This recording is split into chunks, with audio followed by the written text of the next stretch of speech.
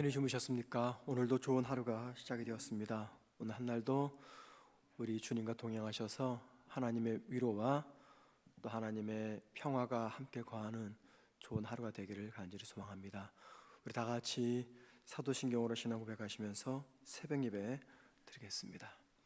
전능하사 천지를 만드신 하나님 아버지를 내가 믿사오며 그 외아들 우리 주 예수 그리스도를 믿사오니 이는 성령으로 잉태하사 동정녀 마리아에게 나시고 본디오 빌라도에게 고난을 받으사 십자가에 못 박혀 죽으시고 장사한 지 사흘 만에 죽은 자 가운데서 다시 살아나시며 하늘에 오르사 전능하신 하나님 우편에 앉아 계시다가 저리로서 산자와 죽은 자를 심판으로 오시리라. 성령을 믿사오며 거룩한 공예와 성도가 서로 교통하는 것과 죄를 사하여 주시는 것과 몸이 다시 사는 것과 영원히 사는 것을 믿사옵나이다. 아멘. 찬송가 325장 찬양하겠습니다. 325장입니다.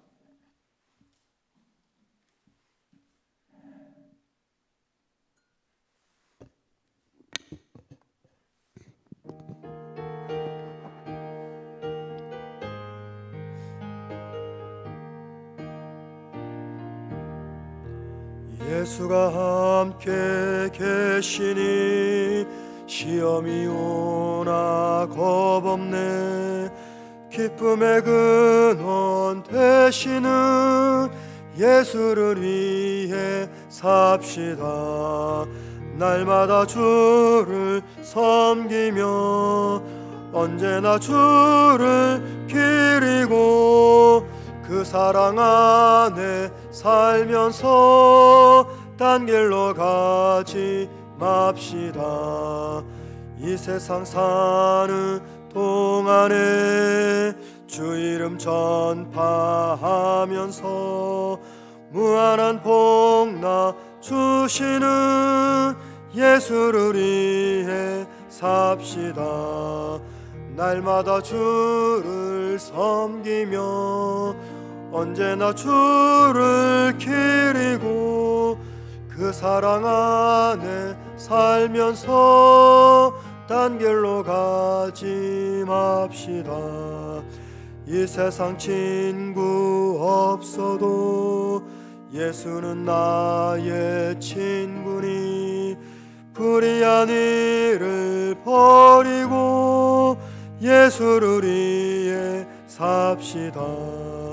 날마다 주를 섬기며 언제나 주를 기리고 그 사랑 안에 살면서 딴 길로 가지 맙시다. 주께서 심판하실 때 잘했다 칭찬하리니 이러한 상급 받도록 예수를 위해 삽시다. 날마다 주를 섬기며 언제나 주를 기리고 그 사랑 안에 살면서 딴 길로 가지 맙시다. 하나님 말씀 우리 함께 보겠습니다. 베드로전서 2장입니다. 베드로전서 2장 13절에서 17절입니다.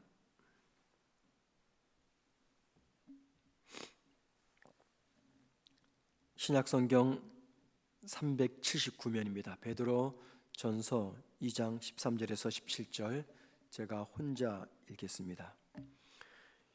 인간의 모든 제도를 주를 위하여 순종하되 혹은 위에 있는 왕이나 혹은 그가 악행하는 자를 징벌하고 선행하는 자를 포상하기 위하여 보낸 총독에게 하라. 곧 선행으로 어리석은 사람들의 무식한 말을 막으시는 것이라.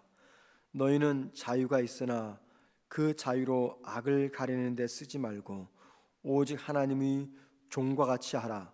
무 사람을 공경하며 형제를 사랑하며 하나님을 두려워하며 왕을 존대하라. 아멘. 어제 말씀은 두 개의 정체성을 가진 성도의 이 땅에서의 선한 행실에 대해서 말씀을 살펴보았습니다. 성도에게는 두 개의 정체성이 있다고 성경은 말합니다. 하나님의 백성, 하늘나라 백성, 그리고 동시에 이 땅에서는 거류민 혹은 나그네와 같은 정체성이라고 말씀합니다. 그 두 개의 정체성을 가진 성도가 이 땅에서 살아가는 삶의 방법은 선한 행실이어야 된다 이야기합니다. 자, 그리고 그 결과 불신자들이 주님을 믿게 된다고 말씀하고 있습니다. 자, 오늘 본문 말씀은요, 두 개의 정체성을 가진 성도가 이 땅에서 살아가는 선한 행위, 선한 행위에 대해서 구체적으로 말씀을 하는데 여러 가지를 말합니다. 그런데 오늘은 13절, 14절 중심으로 한 가지만 말씀을 함께 나누겠습니다. 자, 베드로는요, 오늘 본문 앞에서 여러 차례 믿는 성도의 선한 삶을 강조합니다. 예를 들면 읽진 않았지만 어제 읽었던 본문 9절 말씀 보시면 아름다운 덕을 선포하게 하려 함이라 이야기합니다. 아름다운 덕을 선포한다. 또 12절 말씀 보면은 행실을 선하게 가져라고 이야기합니다. 이런 말씀들은 성도가 이 땅에서 선한 행실의 삶을 살아야 된다 그 말입니다. 자, 그리고 오늘 본문은 그렇다면 구체적으로 성도의 선한 행실이란 무엇인가를 소개하고 있습니다. 그게 무엇이냐면요, 13절과 14절은 하나를 이야기합니다. 그것은 정부와 사회가 정한 법과 제도가 있습니다. 그리고 통치자들이 있습니다. 그 통치자들 혹은 정부가 세운 법과 제도에 대해서 순종하는 것, 이것이 바로 성도의 선한 행실이라고 이야기합니다. 다시 한번 오늘 본문 13절과 14절 보시기 바랍니다. 인간의 모든 제도를 주를 위하여 순종하되 혹은 위에 있는 왕이나 혹은 그가 악행하는 자를 징벌하고 선행하는 자를 포상하기 위하여서 보낸 총독에게 하라 라고 말합니다. 여기 13절에 인간의 모든 제도라고 말합니다. 정부가 정한 법 혹은 결정한 사항들을 말합니다. 예를 들면 코로나 대응을 위한 방역 지침 혹은 국회가 제정하는 법령들입니다. 그러한 법들, 규칙에 대해서 순종해라 이야기합니다. 그리고 베드로는 13절과 14절에서 한 국가를 통제하며 움직이는 제도를 정부 또는 왕 같은 통치자 혹은 왕이 보낸 총독으로서 비유해서 설명하고 있습니다. 믿는 성도가 정부와 통치자들 그리고 법이나 정책에 순종해야 되는 이유는 하나님께서 그 모든 통치자들에게 하나님의 권위를 주셨기 때문이라고 이야기합니다. 예를 들면 로마서 13장 1절과 2절에서 바울은 이 문제에 관해서 이렇게 우리들에게 알려줍니다. 들어보십시오. 각 사람은 위에 있는 권세들에게 복종하라. 권세는 하나님으로부터 나지 않음이 없나니 모든 권세는 다 하나님께서 정하신 바라. 그러므로 권세를 거스리는 자는 하나님의 명을 거스름이니 거스르는 자들은 심판을 자취하리라 라고 말합니다. 정부의 권위는 하나님께서 주신 것이다 라고 말합니다. 심지어는요, 그 다음 절인 로마서 13장 4절 말씀 보면 이 정부의 통치자들을 가리켜서 하나님의 사역자들이라 라고 이야기합니다. 이렇게 말합니다. 그는 하나님의 사역자가 되어 내게 선을 베푸는 자니라. 그가 누굽니까? 국가의 통치자들입니다. 그 통치자들을 가리켜 하나님의 사역자라고 이야기합니다. 하나님의 사역자인 정부와 통치자의 명령이나 국가의 제도와 법을 거역하면 하나님의 권위와 하나님의 명령에 거역하는 것이기 때문에 그로 인해서 하나님의 심판을 받게 될 것이다 이야기합니다. 자, 그런데 하나님은 성도들에게만 통치자에 대한 순종을 요구하지 않았습니다. 정부나 통치자들에게도 하나님은 경고의 말씀을 하셨습니다. 로마서 13장 3절에서 이렇게 말합니다. 다스리는 자들은 즉 정부나 통치자들입니다. 선한 일에 대하여 두려움이 되지 않고 악한 일에 대하여 되나니 내가 권세를 두려워하지 아니하려느냐? 선을 행하라. 그리하면 그에게 즉 하나님에게 칭찬을 받으리라 이야기합니다. 이 말씀은 하나님이 정부와 통치자들에게 부여한 권위를 국민들이 아닌 자신의 유익과 자신의 권력을 위해서 사용하는 그 행위들, 그 행위는 하나님께서 악으로 규정하셔서 반드시 심판하시겠다라는 말씀입니다. 자, 인류의 역사를 보면은 이 하나님의 말씀이 진리임을 우리는 잘 알고 있습니다.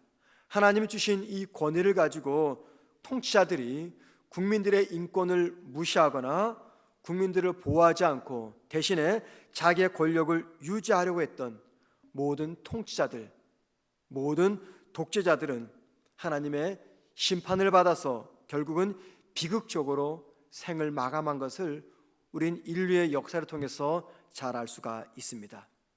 믿는 우리가 정부와 통치자들 그리고 국가의 제도와 법에 순종해야 되는 이유는 하나님께서 그들에게 권위를 주셔서 하나님을 대신해서 우리를 돌보시고 있기 때문입니다. 자, 이것을 가리켜서 우리는 하나님의 일반 은총 혹은 일반 은혜라고 이야기합니다. 일반 은혜란 하나님이 정부를 통해서 국가를 통해서 신자, 불신자 모두를 돌보시는 은혜를 이야기합니다. 특별 은총이나 특별 은혜는 믿는 자에게만 주어지는 은혜라고 한다면 일반 은총은 신불신자 막론하고 하나님께서 다 베푸시는 은혜인데 바로 정부와 통치자를 세워서 우리 믿는 자와 믿지 않는 자들을 보호하시기 때문에 그것을 일반 은총이라고 이야기합니다. 자, 그런데 여러분, 베드로는 오늘 말씀에서 성도가 정부와 통치자들 그리고 법과 제도에 순종할 때 한 가지 전제 조건을 이야기합니다. 전제 조건 14절 말씀을 보시기 바랍니다. 혹은 그가 악행하는 자를 징벌하고, 여기 그는 왕 같은 통치자입니다. 혹은 그가 악행하는 자를 징벌하고 선행하는 자를 포상하기 위하여서 보낸 총독에게 하라. 이 총독은 그 당시 황제가, 왕이 자기들이 점령했던 그 국가에 파송했던 돌보라고 총독을 이야기합니다. 혹은 그가 악행하는 자를 징벌하고 선행하는 자를 포상하기 위하여 보낸 총독에게 하라. 자, 이 말은요, 하나님이 통치자들과 정부를 세우신 목적은 그 권위를 가지고 공의로서 국민들을 보호하도록 하셨다라는 것을 전제하는 말씀입니다. 예를 들면 다른 사람의 생명을 위협하는 악한 사람들이나 공공의 안녕을 위협하는 사람들에게는 벌을 내리고 대신에 성실하고 선하게 살아가는 사람들에게는 불이익을 당하지 않도록 보호하는 것, 이게 바로 정부와 통치자들의 책임입니다. 정부와 통치자들이 공의로서 바로 이 일들을 제대로 감당할 때 믿는 성도들은 그 정부와 통치자들의 권위에 순종해야 된다라고 말씀하고 있습니다. 다른 사람의 생명을 위협하는 사람이 벌을 받고 선하고 성실하게 사는 사람이 복을 받는 것, 이거 우리는 공의라고 이야기합니다. 그런 사회를 공의로운 사회, 공의로운 국가라고 이야기합니다. 따라서 여기에 중요한 전제가 담겨져 있습니다. 정부와 통치자들은 자기들에게 부여된 권위를 가지고 공의로운 나라를 세우기 위해서 그 권위와 힘을 사용할 때, 공의로운 나라를 이루기 위해서 그 힘을, 권력을 사용할 때, 그때 신자, 불신자 막론하고 모든 국민은 그 권위에 순응해야 됩니다. 반대로 공의로운 국가를 이루기 위해서 권력을 사용하지 않는다면 그 권위에 순종하지 않아야 된다, 그 말씀이 여기에 전제되어 있는 것입니다. 베드로는요 2장 9절에서 성도를 가리켜 하늘에 속한 백성 혹은 하나님의 백성이라고 말하고, 또 11절에서는 거류민 또는 나그네라고도 이야기했습니다. 자, 그렇게 말한 다음에 정부와 통치자들에게 순종해라 이야기했어요. 왜 그럽니까? 그 이유는요, 초대교회 성도들이 하나님 나라 백성으로서 이 땅에서는 나그네로 살기 때문에 이 땅의 법과 질서를 지키지 않아도 된다라고 생각할 거였습니다. 그렇게 생각할까 봐 베드로는 이 말씀을 하고 있는 것입니다. 실제 교회의 역사를 보면은요, 지금도 마찬가지입니다. 기독교인들이 하나님의 나라 백성이라고 하는 믿음의 정체성 때문에 이 땅의 법과 질서를 어기면서 하나님이 세우신 통치자들을 무시하는 무정부주의를 세우려고 할 때가 종종 있었습니다. 지금도 전 세계적으로 많은 기독교인들이 자기들은 하나님 나라 백성이라는 이유 때문에 하나님이 세우신 정부와 통치자들과 법과 질서를 어기고 있습니다. 만일 정부나 통치자들이 그리고 국가의 제도나 법이 공의롭지 못하거나 통치자들이 자기들에게 주어진 권리를 이용해서 사리사욕을 채우거나 권력만을 유지하려고 한다면 믿는 성도들은 그 법에 따를 수 없고 그런 통치자들을 지지할 수가 없는 것입니다. 성경을 보면은 하나님을 믿는 사람들이 정부나 통치자들의 명령에 불순종할 때가 있었습니다. 그리고 성경은 그런 행위를 죄라고 말하지 않고 오히려 그런 믿는 자들을 하나님께서 도와주셨습니다. 왜냐하면 정부나 통치자들이 명령이나 정책이 백성들을 보호하기 위한 명령이 아니라 통치자 한 개인의 야망을 이루려고 했기 때문입니다. 자, 예를 들면 출애굽기 1장을 보면은요, 애굽의 왕은 점점 늘어나고 있는 이스라엘 백성들의 숫자를 감소시키기 위해서 태어나는 이스라엘 아기가 여자면 살려주고 남자면 죽이라는 명령 정책을 내렸습니다. 자, 그때 산파들은 바로의 그 명령에 순종하지 않았습니다. 자, 출애굽기 1장 17절은 이렇게 말합니다. 그러나 산파들이 하나님을 두려워하여 애굽 왕의 명령을 어기고 남자 아기들을 살린지라 라고 말합니다. 바로의 명령을 하나님이 싫어할 것을 알았기에, 바로의 명령은 올바른 명령이 아니었기에 산파들은 그 바로의 명령을 어겼습니다. 성경은 이러한 예가 너무나 많습니다. 정부의 법과 제도 그리고 통치자들은 하나님이 신자 불신자 막론하고 모든 사람들을 보호하기 위해서 보내신 하나님의 사역자입니다. 그러니까는 정부의 제도, 법, 통치자들은 저와 여러분을 보호하기 위해서 하나님께서 권위를 부여하셔서 이 땅에 세우신 하나님의 사역자들입니다. 법과 제도 그리고 통치자들이 국민들을 위하지 않고 자신들의 사리사욕을 채우기 위해서 그 권위를 사용할 때 우리 성도들은 그 명령에 순종할 수가 없는 것이 성경의 가르침입니다. 그러나 이와는 반대로 국민의 안전을 위하고 공의로운 국가를 만들려고 한다면 믿는 성도들은 반드시 정부와 통치자들의 권위에 순종해야 됩니다. 정부와 통치자들 그리고 법과 제도에 순종하는 것이 하나님 나라 백성이 이 땅에서 믿는 정체성을 가지고 살아내야 되는 첫 번째 선한 행실이라고 베드로는 말씀하고 있습니다. 하나님께서 믿는 저와 여러분을 보호하기 위해서 정부와 통치자들을 세우시고 그들에게 권위를 주셨습니다.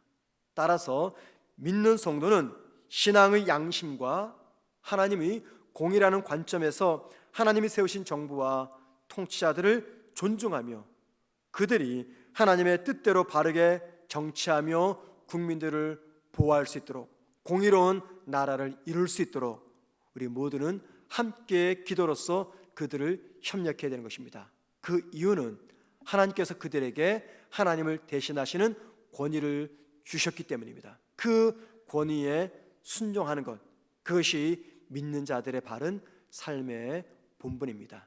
함께 우리가 이 말씀을 기억하면서 하나님께서 세우신 나라와 통치자들을 위해서 기도하는 우리 모두가 되기를 주님의 이름으로 축원드립니다. 기도하겠습니다.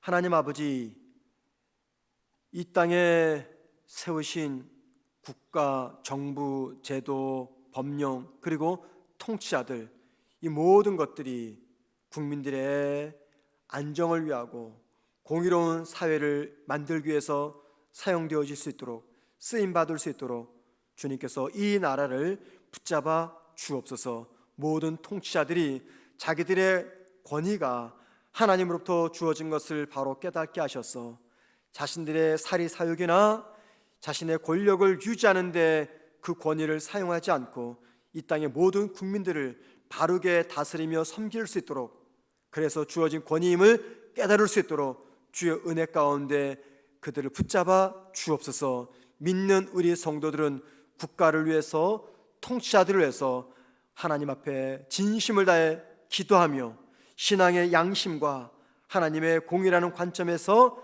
하나님이 세우신 정부와 통치자들을 존중하며 그들이 하나님의 뜻대로 바르게 정치할 수 있도록 함께 기도하는 우리 모든 믿는 성도가 되게 하옵소서. 사랑하는 주님, 오늘 하루도 살아갈 우리 모든 성도들의 삶의 자리를 축복하셔서 먼저는 영육의 강건함을 허락하여 주시고 일하시는 직장에서 힘들지 않도록, 생활하는 가정에서 이 세상에서 어렵지 않도록 주의 은혜가 우리 모든 성도들을 붙잡아 주시고 보호하시고 위로하시는 복된 하루가 되게 하옵소서. 오늘도 우리가 감당해야 될 많은 인생의 시련들이 있습니다. 고난이 있고 기도 제목이 있습니다. 그곳에 나 혼자 하는 것이 아니라 나와 함께 동행하시는 우리 주님의 함께 하심을 통해서 넉넉히 감당할 수 있도록 우리 모든 성도들에게 은혜 위에 은혜를 더하시며 주님과 함께 동행하는 귀한 한 날 되게 하옵소서. 예수님의 이름으로 기도드립니다. 아멘. 주기도문으로 예배 마치겠습니다. 하늘에 계신 우리 아버지여, 이름이 거룩히 여김을 받으시오며 나라가 임하옵시며 뜻이 하늘에서 이루어진 것 같이 땅에서도 이루어지리다. 오늘날 우리에게 일용할 양식을 주옵시고 우리가 우리에게 죄 지은 자를 사하여 준 것 같이 우리 죄를 사하여 주옵시고 우리를 시험에 들게 하지 마옵시며 다만 악에서 구하옵소서. 대개 나라와 권세와 영광이 아버지께 영원히 싸움나이다. 아멘. 기도하시겠습니다. 기도하실 때 하나님께서 권위를 주어서 세우신 이 땅의 통치자들의, 정치인들의 권위와 정부의 모든 정책들이 온전히 국민만을 위한 권위 정책이 되게 달라고 기도하십시다. 대통령을 비롯한 모든 정치인들이 사리사욕을 채우지 말고 국민들과 국가의 유익만을 생각하며 행동으로 옮기게 해달라고 기도하십시다. 빠른 시일 내에 전 성도와 주일학교 학생들이 함께 예배당에 모여 예배드릴 수 있도록 은혜를 달라고 기도하십시다. 무엇보다 우리 성도 중에 몸이 아픈 성도들과 경제적으로 어려운 성도들을 주님 지켜주옵소서. 함께 이렇게 기도하신 다음에 자유롭게 개인 기도하시겠습니다. 기도하겠습니다.